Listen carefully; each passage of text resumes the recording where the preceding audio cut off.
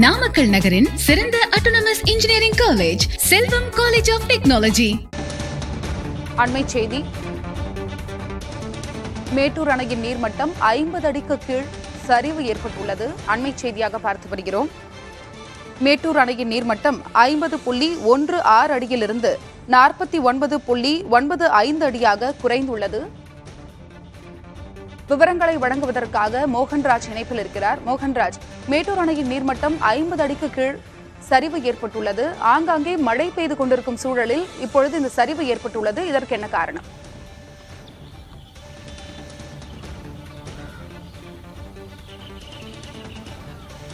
பொய்த்து போன மழை, வறண்டு போன காவிரி நீர்பிடிப்பு பகுதிகள் என மேட்டூர் அணையோட நடப்பு ஆண்டோட நிலைமையை பார்த்தா ரொம்ப வேதனைக்குரியதாக தான் இருக்குது.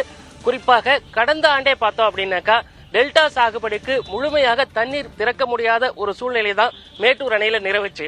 இந்த சூழ்நிலையில 205 நாட்களுக்கு பிறகு மேட்டூர் அணையோட நீர்மட்டம் 50 அடிக்கு கீழ் குறைந்து 49.95 அடியாக இருக்கிறது. மேட்டூர் அணையோட மொத்த நீர்மட்டம் அப்படின்னு பார்த்தோம் அப்படின்னாக்கா 120 அடி. 120 அடியில போதிய நீர் இருப்பு இருந்தா கிட்டத்தட்ட 100 அடிக்கு மேல் இருந்தாலும், அதே போல கர்நாடக அணைகளான கபினி மற்றும் கிருஷ்ணராஜசாகர் இந்த 2 அணைகளிலிருந்து திறக்கப்படும் தண்ணீரோட அளவும் திருப்திகரமாக இருந்தால் மேட்டூர் அணையிலிருந்து ஆண்டுதோறும் ஜூன் மாதம் 12ஆம் தேதி டெல்டா பாசனத்திற்காக தண்ணீர் திறக்கப்படுவது வழக்கம். கடந்த 4 ஆண்டுகளாக பார்த்தோம் அப்படின்னாக்கா 2020 முதல் 23 வரை பார்த்தோம். இந்த ஆண்டுகளுக்கு உட்பட்ட காலகட்டங்களில் 3 முறை குறிப்பிட்ட தேதியான ஜூன் மாதம் 12ஆம் தேதி மேட்டூர் அணையிலிருந்து பாசனத்துக்கு தண்ணீர் திறக்கப்பட்டது. 2022 முன்கூட்டியே, அதாவது எதிர்பார்த்த அளவிற்கு மேல தண்ணீர் இருந்த காரணத்தினால முன்கூட்டியே மேட்டூர் அணையிலிருந்து பாசனத்திற்காக தண்ணீர் திறக்கப்பட்டது. ஆனா இந்த நிலை அப்போ நடப்பாண்டுல தற்போது தலைகீழா மாறி இருக்கு அப்படின்னு சொல்லலாம் அருணா. அதாவது மேட்டூர் அணையோட நீர்மட்டம் 50 அடிக்கு கீழ் குறைந்திருக்க காரணத்தினாலும் பாசனத்திற்கான தண்ணீர் திறக்க வேண்டிய தேதி மிக நெருக்கமாக இருக்கக்கூடிய சூழ்நிலையிலும் தற்பொழுது தண்ணீர் திறக்க முடியுமா பாசனத்திற்கு அப்படிங்கிற ஒரு கேள்வி எழுந்திருக்கு.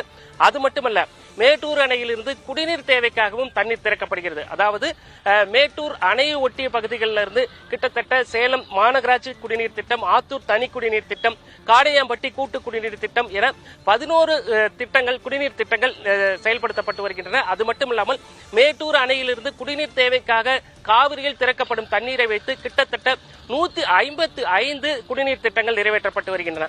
இது அத்தனையுமே நடப்பு ஆண்டுல என்ன நிலைமைக்கு ஆளாகும் அப்படிங்கிற ஒரு நிலை தான் ஏற்பட்டிருக்கு. காரணம், மேட்டூர் அணைக்கான நீர்வரத்தும் இன்றைய நிலவரம் அப்படி பார்த்தோம் அப்படின்னாக்கா 135 கன அடியாக சரிந்து இருக்கிறது. கர்நாடக அரசு தொடர்ந்து காவிரி ஒழுங்காற்று ஆணையம் வழங்கிய அந்த உத்தரவின்படி தமிழகத்திற்கு தண்ணீர் வழங்கல. கடந்த ஆண்டை பொறுத்த வரைக்கும் பார்த்தோம் அப்படின்னாக்கா உச்சநீதிமன்றம் உத்தரவுப்படி ஒவ்வொரு ஆண்டும் 177.25 டிஎம்சி மேட்டூர் அணைக்கு காவிரி கர்நாடகத்திலிருந்து தண்ணீர் திறக்க வேண்டும் அப்படிங்கிறது உத்தரவு இருக்கு. ஆனா கடந்த ஆண்டை பொறுத்த வரைக்கும் வெறும் 79 டிஎம்சி மட்டுமே கர்நாடகத்திலிருந்து தமிழகத்திற்கு தண்ணீர் கிடைத்திருக்கிறது. இந்த சூழ்நிலையில தான் குடிநீர் தேவைக்கும் பாசனத்திற்கும் மேட்டூர் அணையிலிருந்து 109 டிஎம்சி அளவுக்கு தண்ணீர் திறந்திருக்காங்க. இதையெல்லாம் ஒப்பிட்டு பார்க்கும் பொழுது நடப்பு ஆண்டுல மேட்டூர் அணையோட நீர்மட்டம் 205 நாட்களுக்கு பிறகு 50 அடிக்கு கீழ் குறைந்திருப்பது விவசாயிகள் மற்றும் பொதுமக்களிடையே ஒரு பெரிய அதிர்ச்சியை ஏற்படுத்தி இருக்கக்கூடிய விஷயமாகவே பார்க்கப்படுகிறது. அருணா, 205 நாட்களுக்கு பிறகு மேட்டூர் அணையின் நீர்மட்டம் 50 அடிக்கு கீழ் குறைந்திருக்கிறது. இது விவசாயிகளிடையே பெரும் அதிர்ச்சியை ஏற்படுத்தியுள்ளது. உங்களுடைய தகவலுக்கும் நன்றி. நாமக்கல் நகரின் சிறந்த autonomous engineering college Selvam college of technology.